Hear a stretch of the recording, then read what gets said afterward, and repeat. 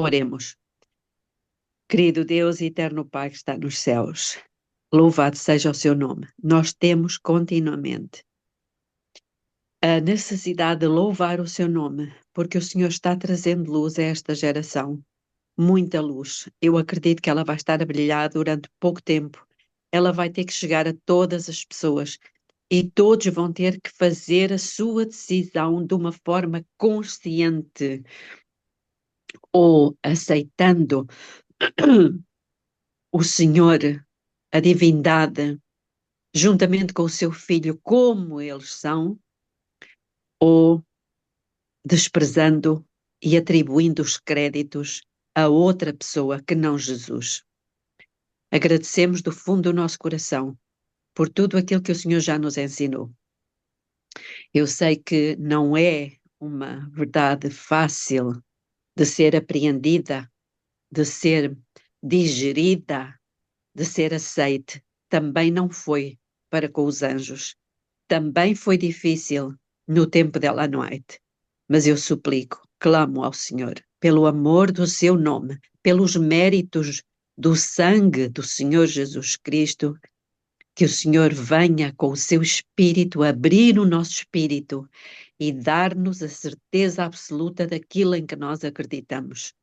Venha, Pai, trazer paz, paz aos corações que estão ainda perturbados e inquietos. Venha trazer-nos a inteira certeza de fé, porque nós cremos em Jesus como o seu Filho unigênito, a quem o Senhor enviou. E é por ele e para ele que todas as coisas foram criadas. Ele é o único nome debaixo do céu pelo qual devemos ser salvos. Ele é o único que veio representar o Pai. Ele é o único que veio pagar o preço da nossa redenção. E é por ele que nós existimos e é por ele que nós vamos alcançar. E já temos, porque temos Jesus conosco, já temos a vida eterna pela fé. Agradecemos tudo em nome de Jesus. Amém. Amém. Amém. Então, Primeiros Escritos, página 153, o primeiro advento de Cristo.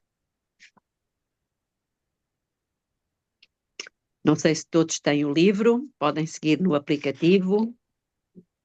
Não vai começar pelo início do princípio do começo? Vai começar lá no 153, Belinha? Sim, podemos começar do princípio, pode ser. Mas eu estava mesmo entusiasmada aqui com esta parte, porque fala... Mas pode começar por lá, Belinha. Fica tranquila.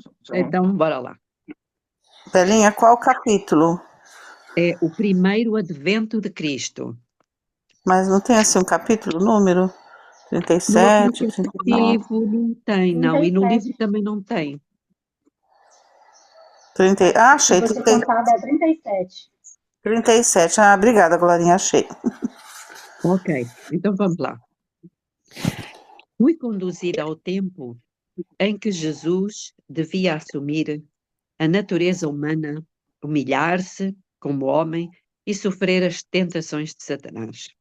O seu nascimento foi destituído de grandeza mundana. Ele nasceu em um estábulo e teve por berço uma manjedoura. Contudo, o seu nascimento foi muito mais honrado do que o de qualquer dos filhos dos homens. Anjos celestiais informaram os pastores do advento de Jesus e luz e glória de Deus acompanharam o seu testemunho. A hoste celestial tangeu as suas harpas e glorificou a Deus. Triunfantemente anunciaram o advento do Filho de Deus a um mundo caído, a fim de cumprir a obra da redenção e trazer paz, felicidade e vida eterna ao homem mediante a sua morte. Lembram-se que isto ele já tinha anunciado aos anjos no céu, aqui no capítulo atrás. Deus honrou o advento do seu filho. Os anjos o adoraram. Anjos de Deus pairaram sobre a cena do seu batismo. O Espírito Santo desceu sob a forma de uma pomba e resplandeceu sobre ele, e ficando o povo grandemente admirado, com os olhos fixos nele, ouviu-se do céu a voz do Pai dizendo: Tu és o meu filho amado, em ti me comprazo. João não estava certo de que era o Salvador que viera para ser por ele batizado no Jordão. Mas Deus lhe prometera um sinal pelo qual conheceria o Cordeiro de Deus. Aquele sinal foi dado ao repousar sobre Jesus a pomba celestial e a glória de Deus resplandeceu em redor dele. Tendo em conta que Ellen White esclarece o que era esta forma de pomba. A benignidade e a mansidão de Cristo, representada. Exatamente. Não é por acaso, como já falámos aqui, mas é sempre bom dizer que a pomba e o cordeiro eram símbolos de quem? De Cristo, Lembram-se disso ou não? de Cristo, Sim, sim, eu sei que tu sabes, mas estou a perguntar aos outros. Sim, Todos se lembram? lembro, sim. A Denis, Sim, benignidade. porque os pobres tinham que dar uma pomba quando não havia dinheiro para um cordeiro. E era representado, claro, era o símbolo de Cristo. Portanto, famílias mais pobres, não é? Que não poderiam oferecer um cordeiro, iriam oferecer uma pomba. Portanto, quer a pomba, quer o cordeiro, ambos eram símbolos de Cristo, não era de outra pessoa, era de Cristo. E aquele símbolo estava ali a descer sobre Cristo para dizer o quê? Este é o Cristo, este é o meu filho. Alguma dúvida? Não, tá bem explicado. E lindo, né, Belinha? Que coisa linda. Lindo, mesmo muito bonito. Eu estava aqui à procura de uma passagem do Espírito de Profecia, em que ela diz o que é que simboliza a pomba. Se alguém tiver aí, está aqui. Achei. Eu acredito que nós aqui não temos dúvida, mas a Marinés, pronto, também precisa de fortalecer mais este conhecimento, talvez não só a Marinés, mas pronto, estou-me a referir à Marinés, pelo que ela já falou connosco, mas nós encontramos isso no livro Youth Instructor, do dia 1 de março de 1874, mas que também está na meditação matinal para conhecê-lo. Marinês, para conhecê-lo, do dia 25 de janeiro. Meditação matinal para conhecê-lo, 25 de janeiro, diz assim: os céus se abriram e raios de luz e glória procederam dali e assumiram a forma de uma pomba. A forma de pomba era então o quê? Luz e glória, com aparência de ouro polido. A forma semelhante a uma pomba era emblemática da mansidão e gentileza de Cristo.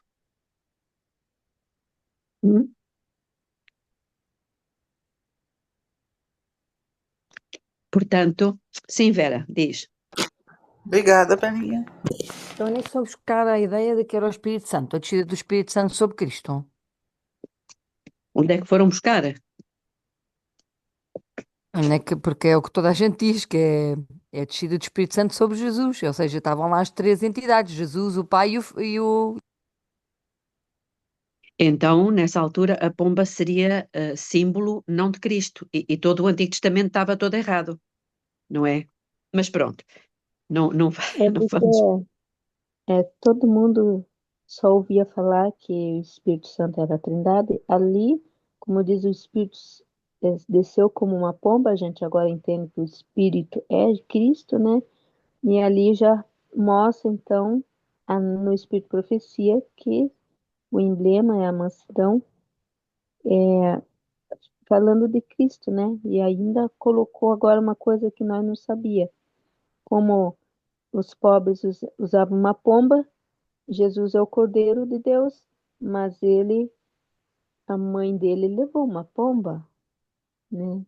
Quando, Sim. quando ele foi apresentado no templo, E há como pessoas que bebê. dizem assim, então quer dizer, a pomba descendo sobre Cristo era Cristo descendo sobre Cristo. Não, era um Era do emblema. pai, era do pai. Belinha, na Review and the Herald do dia 21 de janeiro de 1873, ela fala um pouco diferente. Ela diz assim: nunca antes haviam os anjos ouvido uma oração como a de Cristo fez por ocasião do seu batismo. Solícitos, os anjos esperavam ser portadores da mensagem do Pai ao Filho, mas não.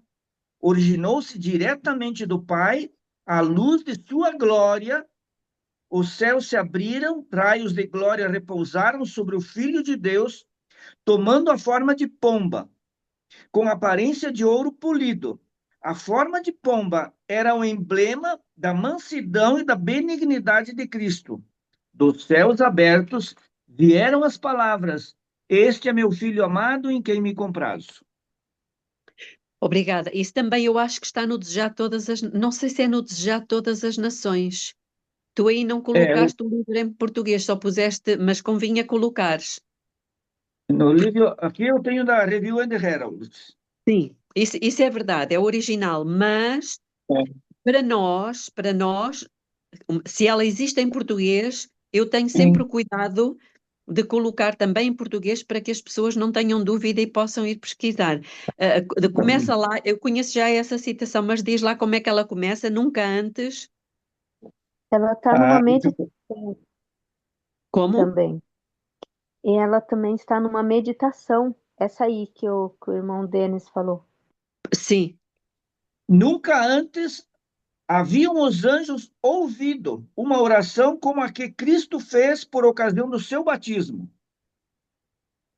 E solícitos esperavam ser portadores da mensagem do Pai ao Filho, eu vou mas não. procurar, hein? Que é para colocarmos já a citação em português, se alguém puder me ajudar, talvez mais rápido. Esse Irmã Belinha, pedaço que o irmão Adenos leu, esse pedaço que o irmão Adenos leu, tá nessa meditação que a senhora falou. Essa que a senhora falou, eu tô nela, eu tô lendo. A que a senhora falou que é para conhecê-lo do dia 25 de janeiro. Está aí nessa. Esse pedaço que o irmão Adenos acabou de ler, sim. Eu tô acompanhando ele aqui. Deixa-me só verificar então, desculpa. Mas no dia 25 de janeiro, que a Belinha falou, não é meditação matinal? Eu marquei aqui meditação matinal. Está no Sim, mesmo parágrafo. É, exatamente.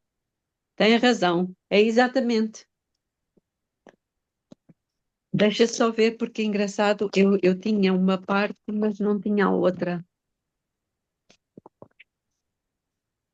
Só um bocadinho. Para conhecê-lo, 25 de janeiro. Exatamente. Pronto, então está tudo aí. Nunca antes haviam os anjos ouvido uma oração como a que Cristo fez.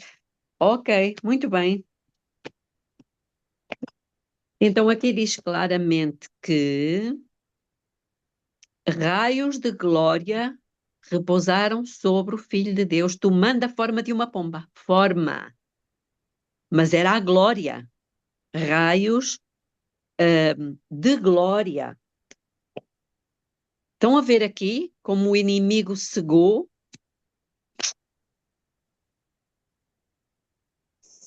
Irmãos, vejam aquele vídeo do Nader Mansour que eu enviei agora por última crise ômega. Nós estamos em plena crise ômega e ela é um perigo mortal. E será de natureza mais assustadora do que a alfa. Que é logo tinha dito, que pensava, passou a crer na Trindade e o problema todo resumia-se em ser o Espírito Santo uma pessoa. Muito bom. Vamos avançar. Aquele vídeo que tu disse que era para assistir, mas ele tá em inglês e eu não tenho como entender. Não, o último que eu enviei da Cris Ômega está dublado. Ah, quando você mandou? Agora, os que eu mando e não estão dublados, vocês ativam as legendas. Aí tem que ler, né? Sim, tem que ler. Tá, esse da Apostasia Ômega foi mandado ontem? Hoje, foi há pouco mesmo. Ah, tá bom. Obrigada. E esse está dublado, é mais fácil. Então, aquele sinal foi dado ao repousar sobre Jesus a pomba celestial. E a glória, cá está outra vez, a glória de Deus resplandeceu em redor dele. Portanto, a pomba não é a pomba, é uma forma de pomba, É um é a emblema. glória, é o emblema. É um emblema. João estendeu a mão apontando para Jesus e com grande voz exclamou: Eis o Cordeiro de Deus que tira o pecado do mundo, João 1:29. Portanto, o sinal que João pedia para saber quem era o Messias, Deus lhe o deu através da glória em forma de pomba, para eles identificarem, não era só cordeiro, era também uma pomba, para ele identificar que aquele era o Messias. Este Amém. foi o sinal. Da mesma forma que noutra altura o que veio foi forma de língua de fogo. Sinal de que Deus estava cumprindo a promessa que Jesus tinha feito. Não saiam de Jerusalém sem do alto serem revestidos de Revestidos poder. de poder. Isso. João informou os seus discípulos de que Jesus era o Messias prometido, o Salvador do mundo. Quando a sua obra estava a terminar-se, ensinou os seus discípulos a olharem para Jesus e segui-lo como o grande mestre. A vida de João foi triste e abnegada. Ele anunciou o primeiro advento de Cristo, mas não lhe foi prometido testemunhar os seus milagres e, interessante, ele anunciou o primeiro advento, mas não lhe foi prometido testemunhar os seus milagres e gozar do poder manifestado por ele. João sabia que, quando Jesus se estabelecesse como ensinador, ele, João, deveria morrer. Portanto, João sabia disto. E, irmãos, nós precisamos aceitar a missão que o Senhor nos confiar, seja ela de viver ou morrer. Sua voz raras vezes era ouvida, exceto no deserto. Sua vida era solitária. Marinês, a sua vida era solitária. Tens aqui um parceiro, Marinês. Amém. Amém. Não se apegou à família do seu pai para gozar da sua companhia, mas deixou-os a fim de cumprir a missão. Multidões abandonavam as tarefas, as atarefadas cidades e aldeias e arrebanhavam-se no deserto para ouvirem as palavras do maravilhoso profeta. João punha o machado à raiz da árvore. O que é que isso significa? Significa isto: reprovava o pecado sem temer as consequências e preparava o caminho para o Cordeiro de Deus. Amém. Olha aí, ó. O medo que às vezes as pessoas têm aí, ó. João Batista nos dá um exemplo aí. É verdade. Tem muita Herodes, gente que diz o seguinte, Belinha, tem muita gente que pensa o seguinte: ah, eu não posso acreditar nesse negócio porque eu vou ficar sozinho, a minha família vai me deixar, eu vou perder meus amigos, e tudo isso, e chora, e olha aí, ó, o exemplo aí, ó. é força. Herodes sentiu-se afetado ao ouvir os poderosos diretos testemunhos de João e com profundo interesse indagou o que precisava fazer para tornar-se seu discípulo. João estava familiarizado com o facto de que ele estava prestes a casar-se com a mulher do seu irmão, estando o marido ainda vivo, e fielmente declarou a Herodes que isto não era lícito. Herodes não estava disposto a fazer sacrifício. Casou-se com a esposa do seu irmão e, por sua influência, apoderou-se de João e o aprisionou com o propósito, porém, de libertá-lo. Enquanto confinado na prisão, João ouviu, por intermédio dos seus discípulos, a respeito das poderosas obras de Jesus. Ele não podia ouvir as suas graciosas palavras, mas os discípulos informaram-no e confortavam-no com o que ouviam. Logo, foi decapitado por influência da esposa de Herodes. Vi que os mais humildes discípulos que seguiam a Jesus testemunhavam os seus milagres e ouviam as confortadoras palavras que caíam dos seus lábios, eram maiores do que João Batista. Isto é, foram mais exaltados e honrados e tiveram mais gozo na vida. João viera no espírito e virtude de Elias, para proclamar o primeiro advento de Jesus. João representava os que sairiam no espírito e virtude de Elias para anunciar o dia da ira e o segundo advento de Jesus. Por que da ira? Ellen White diz que é a ira de um Deus ofendido. Por que ele é ofendido? Porque, irmãos, depois de Jesus ter, vou ler aqui rapidamente, depois de Jesus ter carregado os nossos pecados, depois dele nos ter dado cura, depois dele nos ter perdoado, depois de nos ter limpo, depois de nos ter justificado, depois de nos ter lavado, depois de nos ter dado a vida eterna, depois de nos ter oferecido a vitória sobre o inimigo, depois de nos ter dado paz com Deus, depois de nos ter colocado perto, nós que estávamos longe, depois de nos ter transportado para um novo reino, depois de nos ter feito justos, nós ainda damos o crédito a outro. Trocamos ele por outro. Trocamos ele por outro e damos crédito a outro. E por isso, ele é um Deus ofendido. Depois de tudo isto que ele fez. Ô, irmã, eu acho bonito o espírito de ousadia que esses homens tinham, né? Porque ele denunciava o pecado com firmeza e não temia. Eles eram destemidos. Eu acho assim muito. Nossa, é só pelo poder de Deus isso. Ser destemido e falar, denunciar publicamente assim o pecado do povo, né? Dos líderes. E eles eram odiados por isso, mas eles não deixavam de fazer o trabalho por causa disso.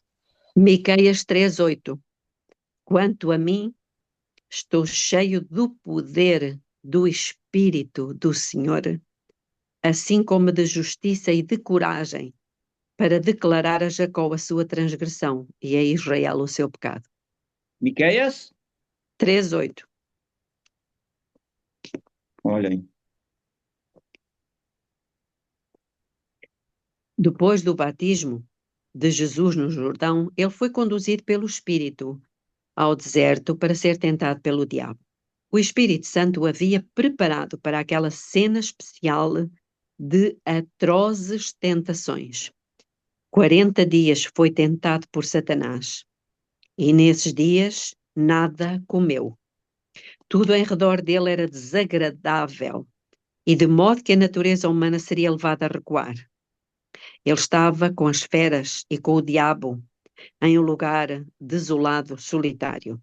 O Filho de Deus estava pálido e emaciado pelo jejum e sofrimento.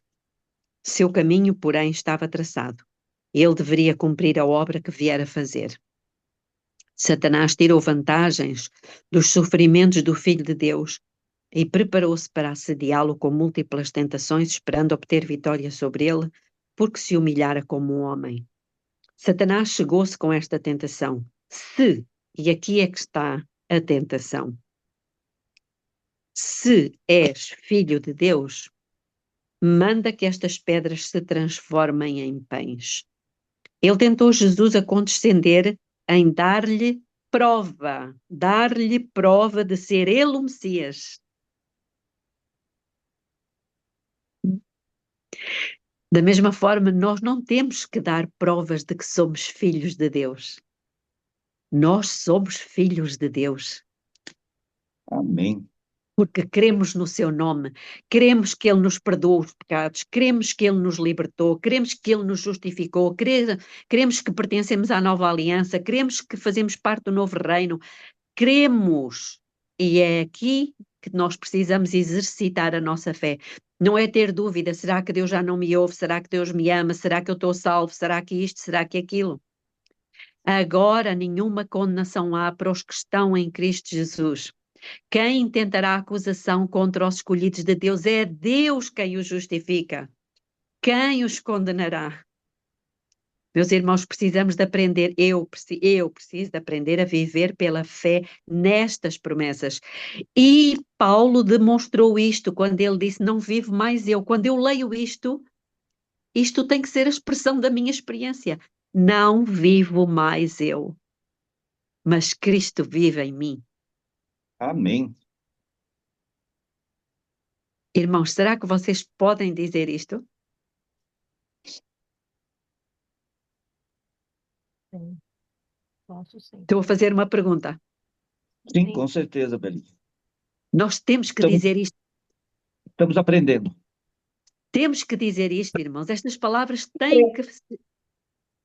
Sim?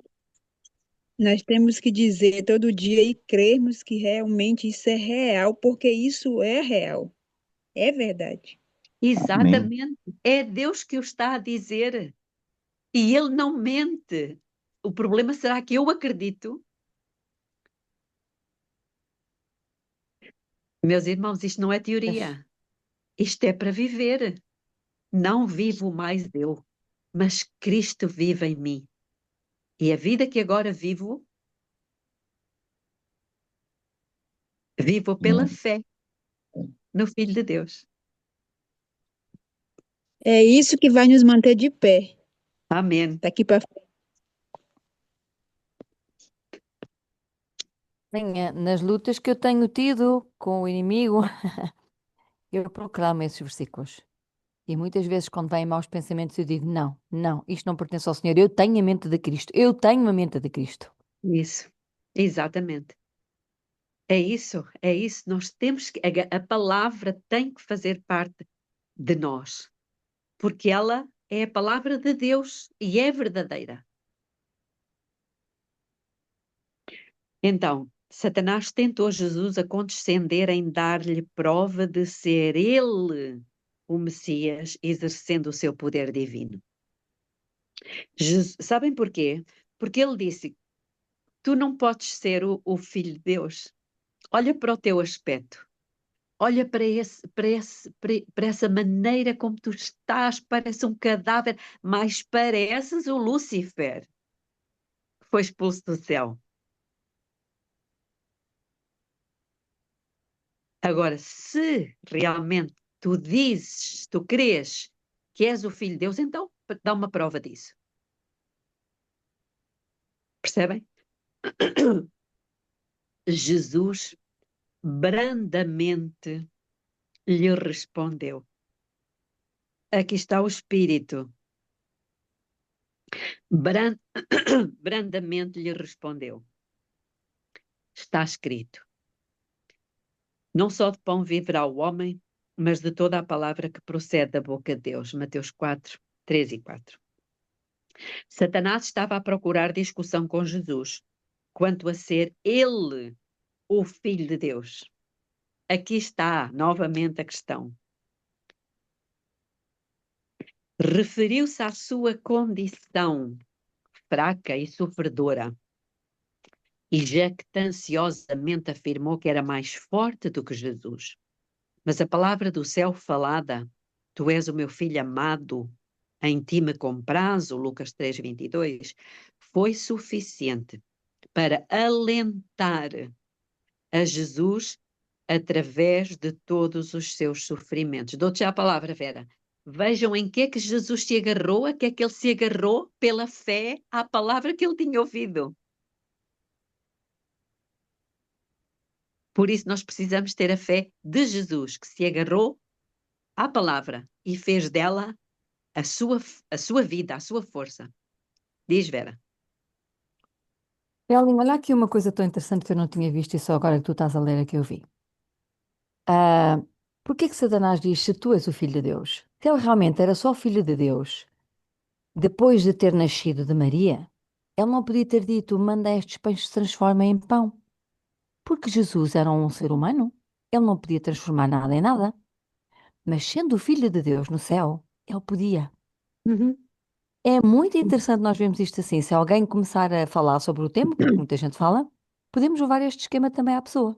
Sim. Raciocinem, pensem.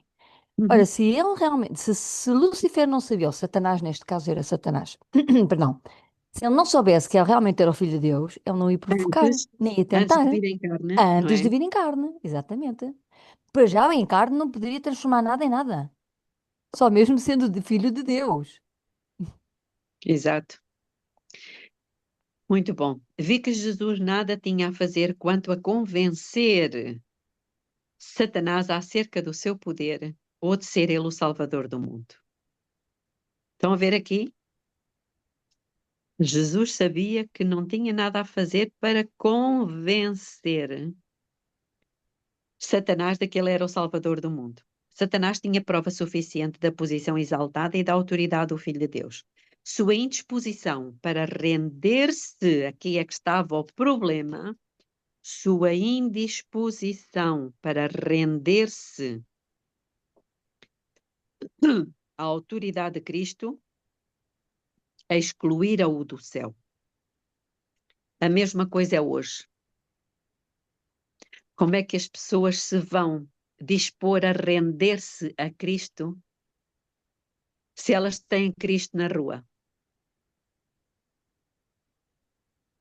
Botaram outro no trono no lugar dele. Satanás, para manifestar o seu poder, levou Jesus a Jerusalém e pô-lo no pináculo do templo e ali o tentou para dar prova, novamente, de que ele era o Filho de Deus. Portanto, a tentação de Jesus era para que ele provasse que acreditava que era o Filho de Deus. Lançou-se abaixo daquela altura vertiginosa. Lançando-se abaixo daquela altura vertiginosa, Satanás chegou-se com as palavras da inspiração, porque está escrito: aos seus anjos ordenará a teu respeito que te guardem, e eles te susterão nas suas mãos para não tropeçares em alguma pedra. Jesus respondendo-lhe disse: dito está, não tentarás ao Senhor teu Deus. Lucas 4:10-12. Portanto, Jesus com esta resposta já estava a assumir de que era Deus. Satanás quis fazer Jesus vangloriar-se com a misericórdia de seu Pai e arriscar a sua vida antes do cumprimento da sua missão. Ele tinha esperado que o plano da salvação fracassasse, mas este plano estava muito profundamente estabelecido para que fosse subvertido ou prejudicado por Satanás. Cristo é o exemplo para todos os cristãos. Quando eles são tentados ou são discutidos os seus direitos, deveriam suportá-lo pacientemente.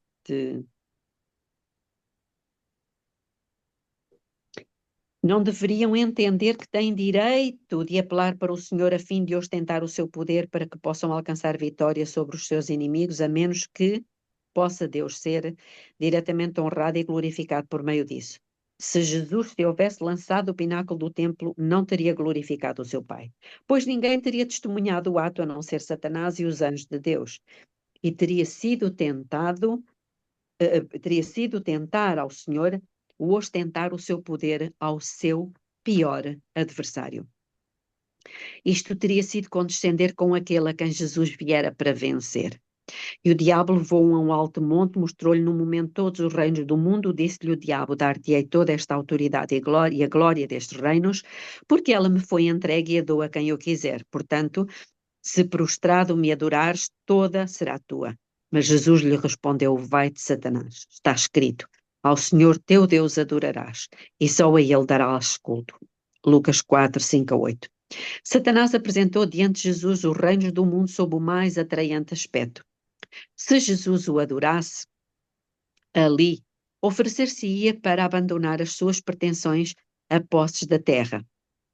Se o plano da salvação fosse executado e Jesus morresse para remir o homem, sabia Satanás que o seu poder deveria limitar-se e finalmente ser tirado e que ele seria destruído. Portanto, foi seu meditado plano impedir, sendo possível, o cumprimento da grande obra que havia sido começada pelo Filho de Deus.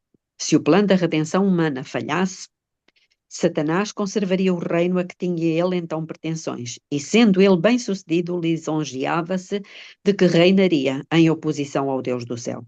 Satanás exultou quando Jesus depôs o seu poder e glória e deixou o céu. Achou que o Filho de Deus estava então sob o seu poder. A tentação fora tão expedita com o santo par no Éden que ele esperou, pelo seu poder e enganos satânicos, derrotar mesmo o Filho de Deus e por este meio salvar a sua própria vida e reino. Se ele pudesse tentar Jesus a afastar-se da vontade do seu Pai, seu objetivo estaria ganho. Mas Jesus defrontou o tentador com a repreensão: vai-te, Satanás. Ele deveria curvar-se unicamente ante seu Pai.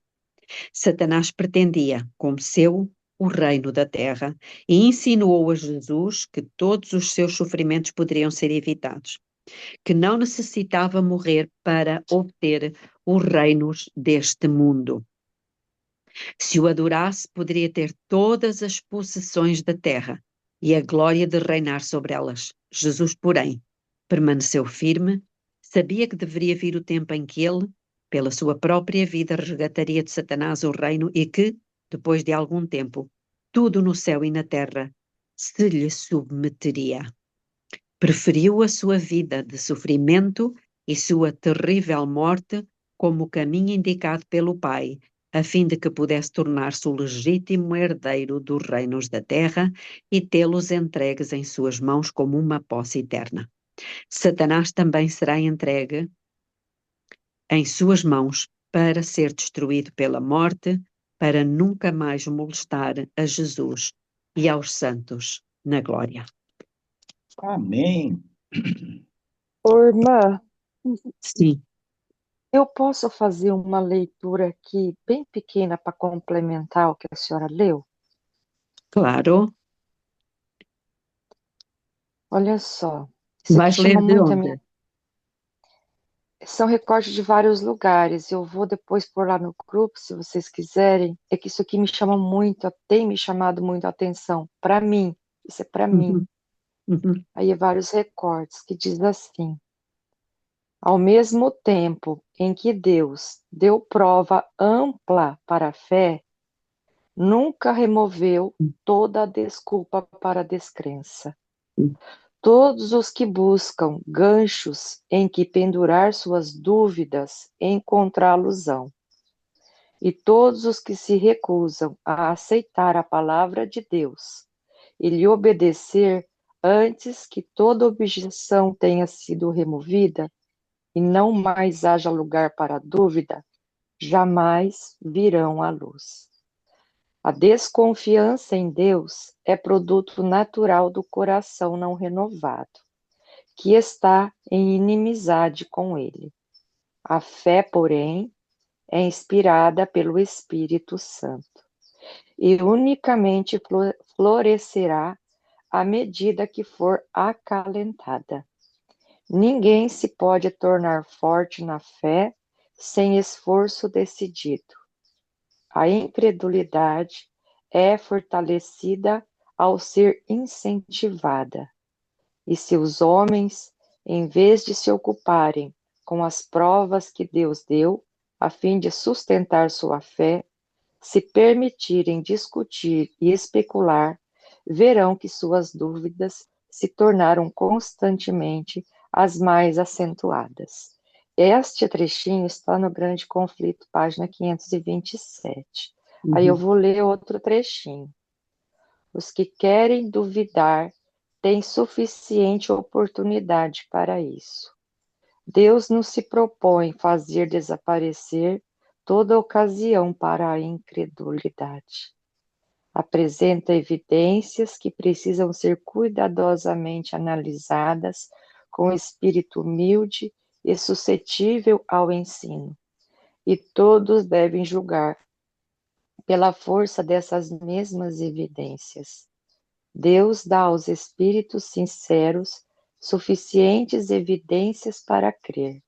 O que, porém, voltar os olhos da força dessas provas, somente o que, porém, voltar os olhos da força dessas provas, somente porque deparou alguma coisa que a sua inteligência finita não apreende, será abandonado à atmosfera glacial da incredulidade e da dúvida, vindo a experimentar o naufrágio da fé. Esse aqui está em Testemunhos Seletos, volume 2, página 290.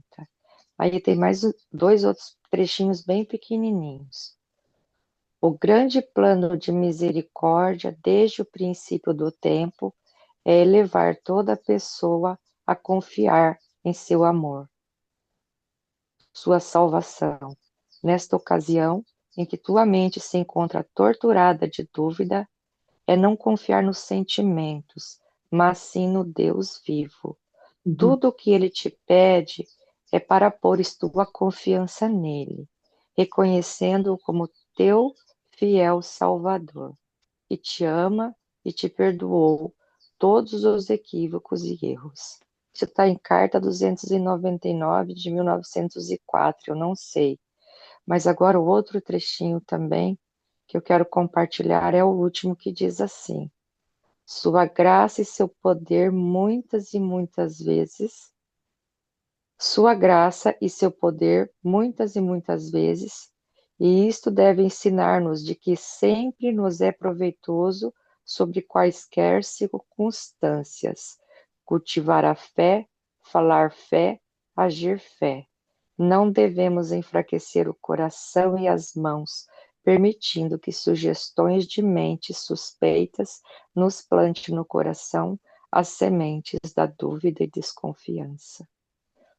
Eu queria compartilhar porque às vezes a gente, como ser humano, tem a tendência de querer tudo, tudo, tudo, tudo explicado, e Deus não remove, Ele É, não remove tudo. ele Eu deixa acho que sempre margem para, é para, para duvidar se quisermos, mas lá está. Nesta questão de fé, nós não podemos consultar os sentimentos. exatamente por isso que eu Não quis podemos. ler. É, muito bom. Obrigada. Meus irmãos, eu vou ter que sair mais cedo, como sabem, de maneira que não sei se alguém quer fazer algum comentário, alguma participação.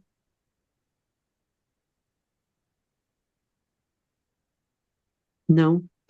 Então, eu, eu peço a um de vocês que faça oração. Não sei se a Eliane está disponível.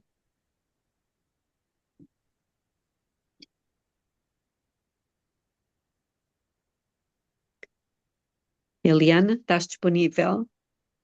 Sim, é lindo. Bom dia a todos. Bom dia. Oremos. Santo, santo, santo, excelso, amorável Deus Pai, Criador dos céus e da terra, de toda honra, toda glória e todo louvor.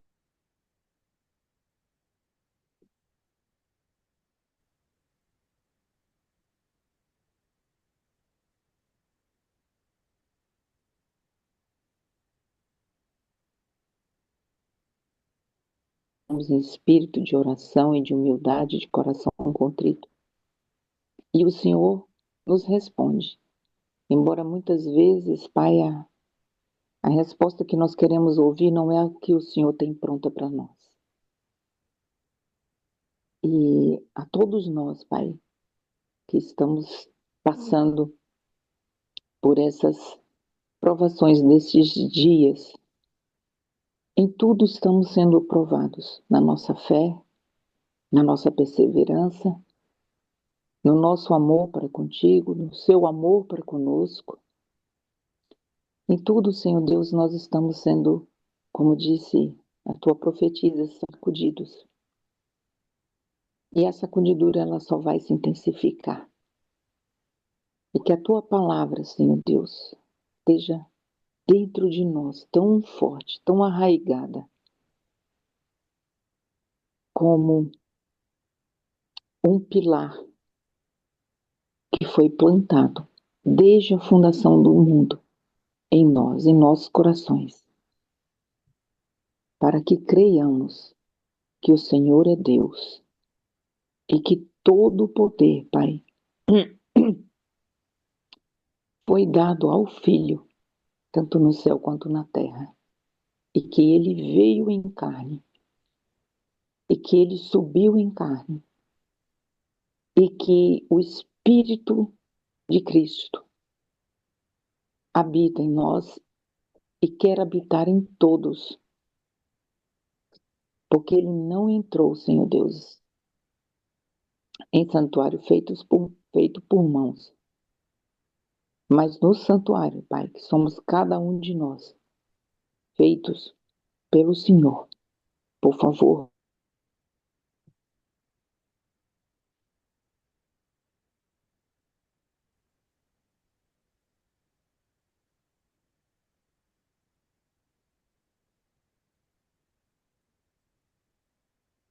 em nossas atividades, seja ela grande ou pequena, o Senhor esteja conosco, Pai. Não nos permita, Senhor Deus, neste dia fazermos nada, ou comer, ou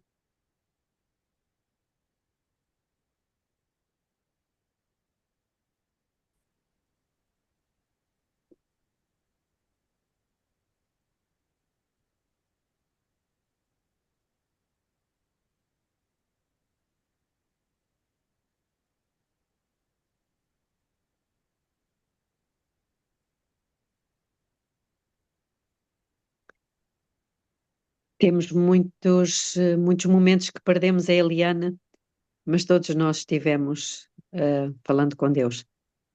Desejo a todos vós um bom dia e até amanhã, se Deus quiser.